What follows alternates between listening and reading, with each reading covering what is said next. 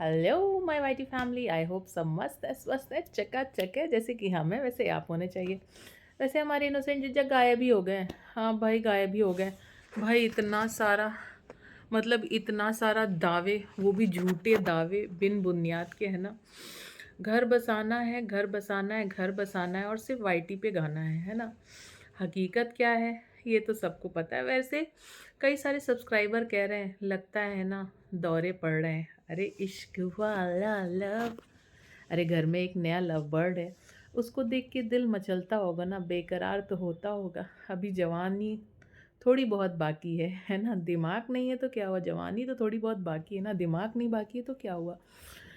ये सारे दावे सुन सुन के घर बसाने वाले और एक इनकी जो कुछ अलग चैनल्स हैं ना, जो इन्होंने अपनी ब्रांचेस खोल रखी हैं ना, जो ये अपने चैनल पे कह नहीं पाती वो दूसरे चैनल के थ्रू कह लाती हैं। अब दिल अचानक से बहुत बड़ा हो गया, इतना बड़ा हो गया है ना। लेकिन ये दिल बीते 2-3 सालों में किधर था ये पता नहीं। पता नहीं ऐसा क्यों हुआ है। अचानक से आंचल को देख के इतना ज़्यादा प्यार उमड़ने लगा। मैं घर बसा के रहूँगी, बसा के मानूंगी। और एक दूसरी तरफ जो बसा हुआ, जो कभी किसी ज़माने में बसा था, बसे बसे के टाइम पे जो सामान उमान थोड़ा बहुत आ गया था।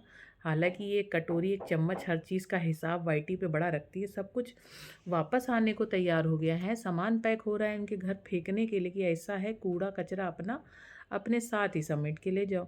लेकिन ये है कि माने नहीं रही हैं। लगता है सब्सक्राइबर्स को, अरे इनके सब्सक्राइबर भाई, हमारे सब्सक्राइबर थोड़ी ना। इन अपने ही सब्सक्राइबर को जब तक पागल ना कर देना मानेंगे नहीं, रोक के ना रुकेंगी भाई। कितना झूठ, कितना झूठ है ना। वाईटी की ज़िंदगी अलग होती है, असल ज़िंदगी अलग होती है, ऐसे उनके दावे हैं।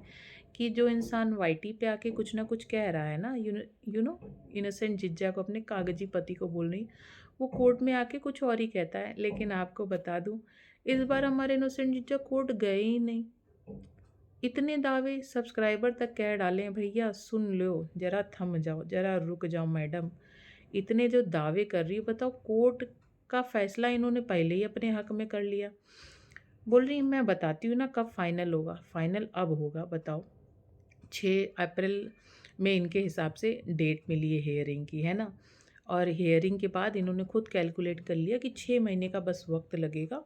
उसके बाद हम दोनों ना खुशी खुशी, हम दोनों एक दूसरे के लिए, और हमारा एक है ना जो है नन्हा सा राज दुलारा, हम लोग साथ साथ रहेंगे और किसी के रोके ना रुकेंगे। को मजाल बड़कन्नी आ जाए या हमारी अम्मा आ जाए या और कौनो आ जाए, है ना, कोई एक्सूक्स आ जाए, कोई और आ जाए, अलग नहीं कर पाएगा।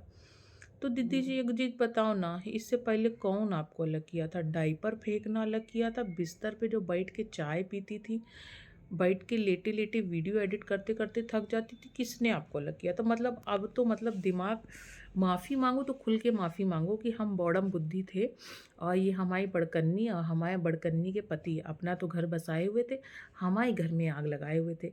मतलब कुछ तो बेच दो ना, मज़ा नहीं आ रहा है। सब्सक्राइबर भी लिख लिख के झोला भर भर के गाली दे रहे हैं। आजकल लग रहा है ना कमेंट डिलीट करना भी भूल गई हो कि इतनी गाली खा रही हो। लोग बोल रहे हैं भैया का पगला ही दोगी का, एकदम है, एकदम ही तुम्हारा बुद्धि सटक गया है।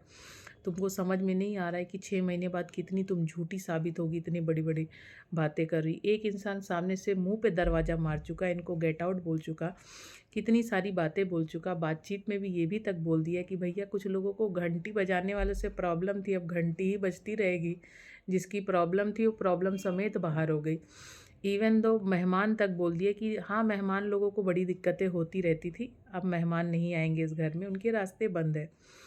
उसने पूरा मन बना लिया है, साफ शब्दों में बोल दिया है जय राम जी की, सामने तक नहीं आता है ना।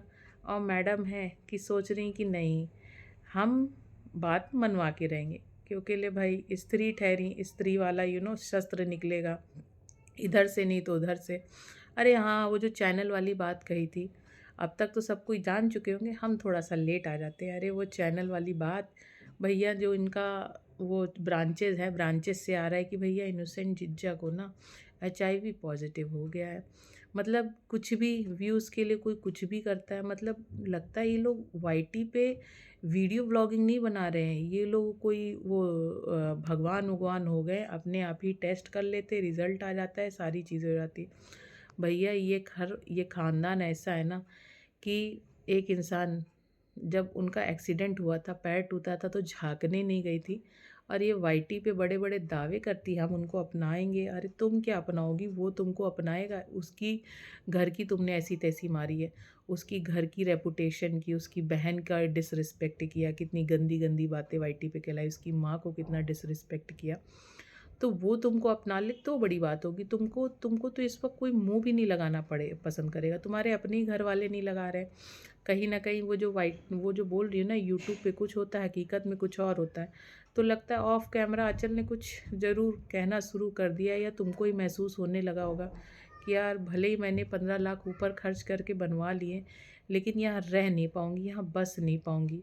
क्योंकि ले जो दिखती शक्ल से बड़ी सुंदर सी है ना, वो भी तो कहीं न कहीं दिमाग से बहुत तेज़ है, एकदम धर्राटे काट रही लग रहा है पीछे-पीछे। ओम फो! तो भाई जो अफ़वाहें हैं उन पे यकीन ना करें, यही मेरा कहना है सभी हमारे व्यूअर्स से। पागल होने के लिए मत जाइए, एंटरटेनमेंट के लिए भले इधर-उधर चले जाइए लेकिन पागल होने के लिए मत जाइए। ना इनका घर बसाना है, ना उनको घर बसाना है। उनको कहाँ बसाना है ये भी पता नहीं, इनको बसना भी है ये इनको खुद नहीं पता।